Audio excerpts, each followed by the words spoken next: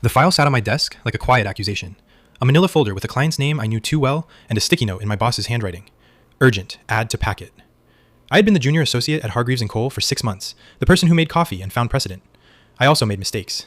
It should have gone into the civil folder. Instead, when I pulled the wrong drawer that morning, half asleep, thinking about rent and my mother's cough, I slid it into the family law stack. I noticed the crease in the paper, the way the edges caught the light, and then I did what people do when they are afraid of making trouble.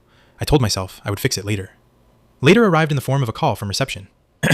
Court's calling, she said. They need the custody packet for Martinez versus Alvarez. They say a document is missing. My stomach folded. Martinez was the client whose ex had been fighting for full custody for months. The missing document was a financial affidavit that, if included, would show the father's gambling debts and likely tip the judge towards supervised visitation. If the affidavit stayed out, the ledger looked cleaner. The father looked steadier. I could see the scales in my head, tipping with a single sheet of paper. I told myself again that I would fix it. I told myself my boss would notice and correct it. I told myself a lot of things that were not true. Instead, I sat at my desk and watched the clock. The office hummed with other people's emergencies, depositions, billing disputes, a partner's tantrum down the hall. Ethics felt like a headline in someone else's paper. At noon, I opened the manila folder to check the file list, to reassure myself. The affidavit was not there. My hands were steady until they weren't. I thought of the Martinez children, 7 and 5, of the way the mother's voice had cracked when she described the night she slept on the couch to keep them safe. I thought of my mother's cough and the rent notice tucked under my keyboard. I thought of the sticky note on my boss's desk that said billable hours in a neat, indifferent script. The choice was small and enormous. Confess and risk my job, or stay silent and let the court decide on incomplete facts. I had rehearsed both speeches in the mirror, each one a different kind of cowardice. I walked to the supply closet and found the family law drawer. The misplaced folder was there, innocuous and damning. The affidavit lay on top, as if it had been waiting for me to notice. My throat tightened.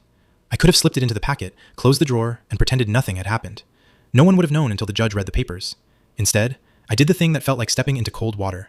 I took the folder to my boss's office and knocked. He looked up. What is it? I held the manila folder like a confession. This belongs in the custody packet, I said. It was misfiled. He frowned, then glanced at the clock. We don't have time to. We do the right thing, I said. The words surprised me with their steadiness. We fix it now. He studied me for a long second, then and pushed his chair back. Fine, do it. I ran the affidavit to reception. The clerk took it without comment and called the court. The judge's clerk said they would accept the late submission if it arrived within the hour. I watched the courier leave and felt something like breath return to my chest. That night, on the subway, I thought about the ledger of small choices that make up a life. I had lost a few hours of sleep and maybe a raise. I had kept my job and my conscience. The Martinez mother sent a brief email the next morning. Thank you. No flourish, no promise, just 2 words that fit into my palm like a coin. At my desk, the manila folder waited for the next person to touch it. I slid it into the correct drawer and closed it gently, as if closing a door on something that could not be undone.